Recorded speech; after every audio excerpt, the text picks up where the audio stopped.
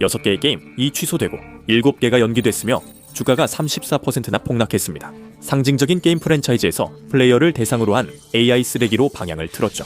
디 인포그래픽스 쇼의 조시입니다. 오늘은 유비소프트가 어떻게 자멸했는지 설명하겠습니다.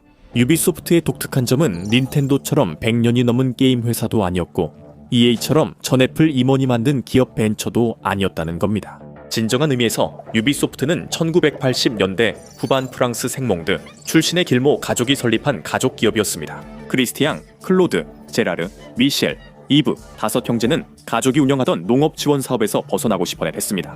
그들은 컴퓨터 기술 분야로 사업을 확장하고 싶어 했으며 1986년에는 소수만이 컴퓨터 기술이 단순한 유행이 아님을 인식했습니다. 어머니의 초기 자금으로 형제들은 게임 개발을 시작했습니다. 한동안 회사는 브르타뉴 고급 저택에서 운영되었으며 이는 인재 유치를 위한 조치였고 이후 일은 누구도 예상 못했습니다. 9년 동안 브랜드를 구축하고 인재를 모은 끝에 1995년에 팔이 없는 게임 영웅 레이맨으로 큰 성공을 거두었습니다. 그들은 다작을 하는 스릴러 작가 톰 클랜시와의 라이선스 계약으로 다시 호황을 맞았습니다. 그 계약으로 그들은 그의 특수부대 소설을 스플린터 셀, 고스트 리콘, 레인보우 식스 등 인기 게임으로 각색할 권리를 얻었습니다. 유비소프트는 2인칭 슈팅 오픈 월드, 잠입 게임 등 현대 게임 장르 형성에 핵심 역할을 했습니다. 2000년대와 2010년대는 유비소프트가 무적처럼 보였던 시기였습니다. 프린스 오브 페르시아, 어쌔신 크리드, 파크라이 시리즈에서 가장 인기 있고 상업적 성공을 거둔 작품들을 출시했습니다. 유비소프트는 월간 활성 이용자 200만 명이 넘는 인기말 키우기 게임을 만든 오리앙트 등 소규모 개발 스튜디오도 인수하기 시작했습니다. 용감한 작은 캐릭터 레이맨은 여전히 사랑받으며 신작이 계속 출시되고 있습니다. 2013년까지도 유비소프트는 와치독스와 같은 완전히 새로운 상징적인 게임을 선보이고 있었습니다. 그런데 도대체 무엇이 잘못될 수 있었을까요? 결국 거의 모든 것이 잘못되고 말았습니다. 와치독스는 결국 파크라이나 어쌔신 크리드처럼 되지 못했습니다. 2012년 E3 트레일러는 와치독스로 게임의 판도를 바꿀 순간을 제공하며 유비소프트의 강점을 부각시켰습니다. 그곳은 생동감 있는 환경으로 잠입과 해킹이 결합돼 플레이어가 세계를 완전히 통제할 수 있었습니다. 거짓말 같을 정도로 훌륭했죠. 하지만 2013년 E3에서 다음 데모가 공개되자 상황이 바뀌었고 참석자들과 게임 기자들은 게임이 왜 이렇게 형편없어 보이는지 혼란스러워했습니다. 플레이어들은 자신들이 속았다는 것을 깨달았고 그 여파는 거의 즉시 시작되었습니다. 데모에서 제품을 과장한 것이 이번이 처음이었을까요?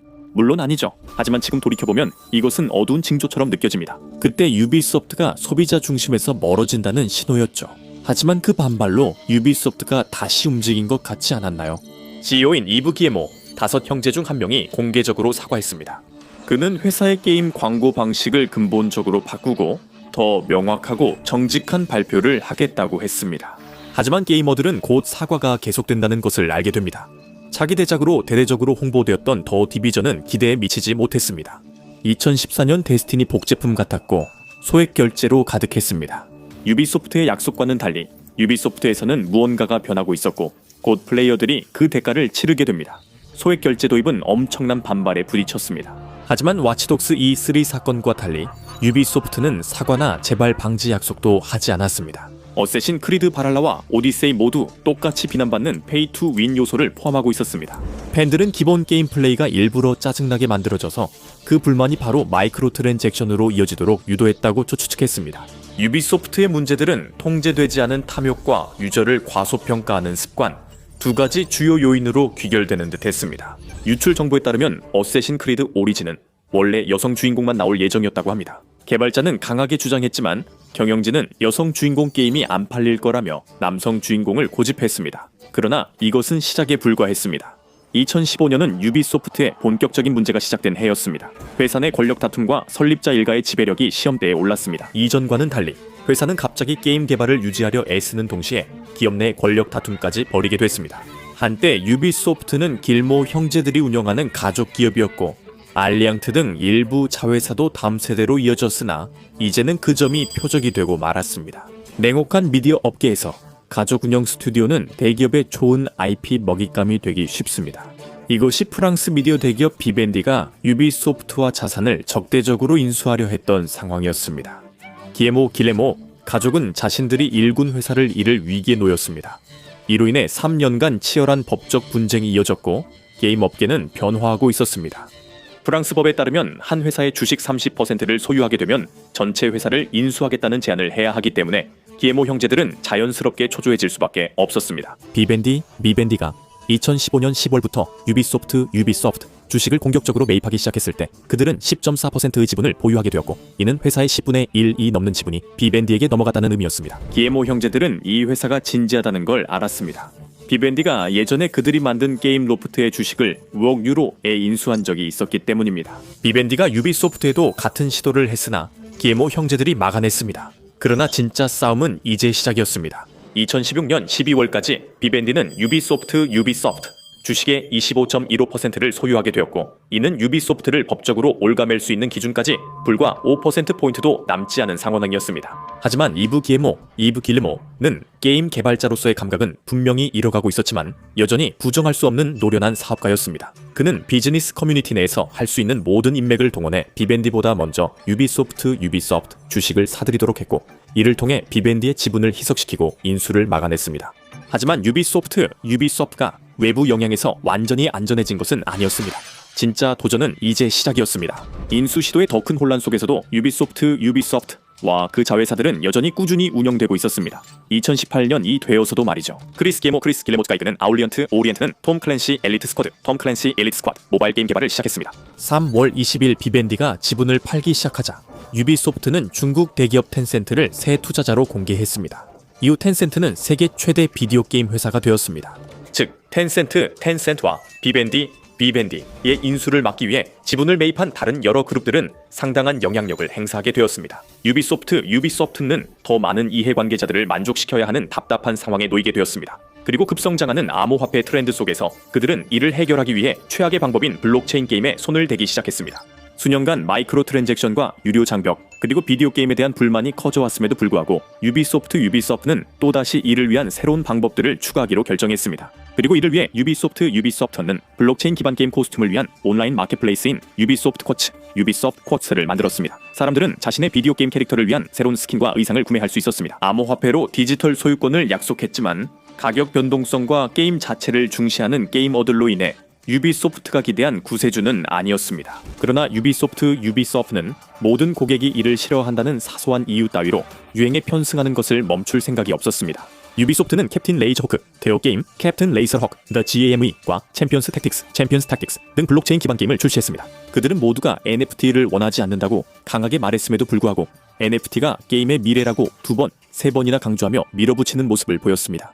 유비소프트는 트렌드를 쫓는 동시에 게임 업계에서 너무나도 익숙한 대형 홍보 위기를 내부적으로 겪고 있었습니다. 그들은 직원들 사이에서 발생한 수많은 성희롱과 부적절한 행동 사례들에 직면하게 되었습니다. 2020년 여름 미투 운동이 촉발되면서 여러 산업의 고위층에 숨겨져 있던 성착취적 행동들이 폭로되는 물결이 일어났습니다. 그리고 유비소프트도 그런 회사들 중 하나였습니다. 단순히 무지에서 비롯된 문제였다면 또 모르겠지만 그게 아니었습니다. 프랑스 신문 리베라숑은 유비소프트에서 수십 년간 이어진 부적절한 행위를 폭로했고 인사팀은 이러한 파일들을 적극적으로 은폐하며 회사를 보호하는 동시에 부정행위가 계속되도록 방치했습니다. 그리고 상황은 급속히 통제 불능이 되었습니다. 아울리언트는 톰 클랜시 엘리트 스쿼드 모바일 게임 트레일러를 공개했는데 게임 내 악당 조직 움브라가 실제 인종정의단체와 동일한 로고를 사용한 사실이 밝혀졌습니다. 고위직 직원들이 강제로 사임해야 했고 이브 기에모의 미흡한 대처로 인해 많은 직원들이 항의하며 회사를 떠났습니다. 2021년에 게이머들과 투자자들 모두를 패닉에 빠뜨린 결정으로 유비소프트는 AAA 게임에 대한 집중을 줄이겠다고 발표도 했습니다. 이것은 회사가 전통적인 정체성을 버리고 모바일과 라이브 서비스 모델을 선호하겠다는 신호였습니다. 새로운 모바일 앱, 넷플릭스와의 모바일 게임 개발 계약, 그리고 어쌔신 크리드와 레인보우 식스 같은 가장 인기 있는 게임들의 모바일 버전 출시까지 이런 움직임들은 이러한 변화를 더욱 확실하게 보여주었습니다. 그리고 최악의 상황은 아직 오지 않았습니다. 2023년의 유비소프트에게는요, 유비소프트의 실패한 도박과 잘못된 투자들은 논란이 많은 비용 절감 계획의 등장을 불러왔고 이로 인해 회사 내부와 외부 모두에서 분노가 일었습니다. 이브 기에모는 직원들에게 링크드인 프로필을 업데이트하게 만드는 메모를 보냈고 그는 여러분 각자가 여러분의 지출과 이니셔티브에 특히 신중하고 전략적으로 임해서 우리가 최대한 효율적이고 군더더기 없이 운영될 수 있도록 해달라는 것이었습니다. 왜냐하면 여기는 미국 회사가 아니라 프랑스 회사이기 때문입니다. 이에 따라 노동자들이 대규모 파업을 벌이며 근무 환경 개선과 임금 인상을 요구했지만 이는 비용 절감 계획과 맞지 않았습니다. 그래서 그해 11월 이 VFX와 IT팀에서 124명의 직원을 해고했습니다. 그리고 이것이 유비소프트에서의 마지막 인력 감축은 아니었습니다. 2024년 이 가까워지자 상황은 더욱 악화됐고 유비소프트는 벼랑 끝에 내몰렸으며 이번엔 개선될 기미가 없었습니다. 팀 임원들은 게이머들이 게임을 소유하지 않는 것에 익숙해져야 한다고 말해 논란이 됐고 이는 게이머들에게 반가운 소식이 아니었습니다. 하지만 그 발언이 라이브 서비스 모델 강조와 관련 없었을 수도 있습니다. 아마도 그들은 게임이 출시되지 않거나 심각한 결함이나 버그로 인해 아무도 소유하고 싶어 하지 않을 때 게이머들이 게임을 소유할 수 없다는 의미였을 수 있습니다. 하지만 어느 쪽이든 지금 유비소프트에겐 지나치게 자기인식이 강한 말이었을 겁니다. 11년이라는 고된 개발 끝에 유비소프트는 마침내 에스컬 앤 보운스를 출시했습니다. 이 게임은 1억 달러 이상의 예산과 싱가포르의 일부 자금 지원을 받은 해적 대서사 시로 업계 최초의 쿼드러플 A 게임으로 홍보되었습니다. 결국 이 게임은 모두가 예상한 대로 지나치게 복잡한 오픈 월드 라이브 서비스 게임이었고 이는 앞으로 닥칠 일의 전조였습니다. 스컬 앤 보운스의 실망감에 더해 그들은 아바타, 프론티어 오브 판도라, 엑스 디파이언트, 그리고 스타워즈 아웃로즈에서도 기대에 못 미치는 성과를 경험했습니다. 이로 인해 에이사신스 크리드 섀도우스 출시가 4개월 연기됐고 유비소프트에 대한 소비자 신뢰도 빠르게 무너졌습니다. 2024년 한 해 동안 엑스 디파이언트 등 일부 라이브 서비스 게임이 종료되는 걸 봤습니다. 더 많은 해고와 노동자 파업, 유비소프트 샌프란시스코 오사카 스튜디오 폐쇄가 이어졌습니다. 9월 스튜디오의 심각한 재정 문제로 텐센트와 기에모 가족은 극단적 조치를 고민하며 유비소프트를 사모펀드에 매각하는 방안도 추진했습니다. 소비자들은 이러한 소식을 접하면서 자신들이 알고 있던 유비소프트가 실시간으로 곧 죽음을 맞이하는 모습을 지켜보고 있다고 느꼈습니다. 하지만 실제로는 유비소프트가 계속 힘겹게 버텼고 가장 큰 굴욕은 아직 오지 않았습니다. 2025년에는 직원 감축이 계속되었고 그로우홈과 콜드피어 같은 지적재산권을 다른 스튜디오에 매각하기 시작했습니다. 또한 2025년 11월에는 또 다른 스튜디오인 유비소프트 리밍턴이 폐쇄되었습니다. 이들은 방위 재무 보고서를 연기하고 그 기간 동안 주식 매도를 중단하면서 많은 신뢰를 잃었습니다. 그 이유는 이 짧은 지연 기간 동안 불필요한 추측과 시장 변동성을 제한하기 위해서라고 밝혔습니다. 결국 보고서를 발표했을 때 2025년 9월 말 기준으로 직원 수를 2022년에 약 23,300명에서 17,000명 조금 넘는 수준으로 줄였다고도 발표했습니다. 그리고 2026년에는 정말 끔찍한 일들이 닥쳤습니다. 게임 해저드는 이를 106억 유로의 손실이라고 불렀습니다. 버바의 B로 시작하는 빌리언입니다. 2026년 1월 22일 거래가 시작됐습니다. 그리고 유비소프트의 주가가 34.4%나 하락하면서 CD 프로젝트 레드의 전체 시가총액보다 더 많은 돈을 잃게 되었습니다. 이 모든 사건은 이브 기에모의 보고서, 즉 주요 조직과 운영, 포트폴리오 재정비에서 시작됐습니다. 이 보고서는 유비소프트의 냉혹한 현실을 분명히 보여줬습니다. 수익이 안 나는 건 모두 없애고 어떤 희생을 감수하더라도 회사를 유지하라는 내용이었습니다. 이런 보고서는 위기 때만 작성합니다. 이로 인해 6개의 게임이 취소됐으며 프린스 오브 페르시아, 시간의 모래 리메이크, 공개되지 않은 3개의 신규 IP, 모바일 게임 하나, 또 다른 미공개 프로젝트가 포함됐습니다. 이로 인해 어쌔신 크리드 블랙 플래그 리메이크 등 다른 7개 게임도 지연됐습니다. 유비소프트 스톡홀름과 유비소프트 헬리팩스의 폐쇄뿐만 아니라 물론 매시브 엔터테인먼트, 유비소프트 아부다비, 그리고 헬싱키의 레드링크스에서 대규모 해고도 있었습니다. 이것은 유비소프트 황금기의 종말을 명확히 보여줬고 현대 기업의 재앙에 이게 빠질 순 없겠죠. AI가 그 추악한 고개를 들지 않았다면 말이죠. 유비소프트는 게임 내 AI NPC에 많은 시간과 비용을 들였고 다른 적용 방법도 찾고 있습니다. 이브 기에르몽 본인도 이것을 인용하자면 우리 업계에 있어 쌈 디로의 전환만큼이나 큰 혁명이라고 설명합니다. 유비소프트는 지금 완전히 무너진 상태일까요? 아직은 아니지만 회사는 급격히 추락 중이며 이를 막을 방법이 없어 보입니다. 이제 회사를 망가뜨린 그 불멸의 휴대폰을 확인하거나 이 영상을 시청해 보세요.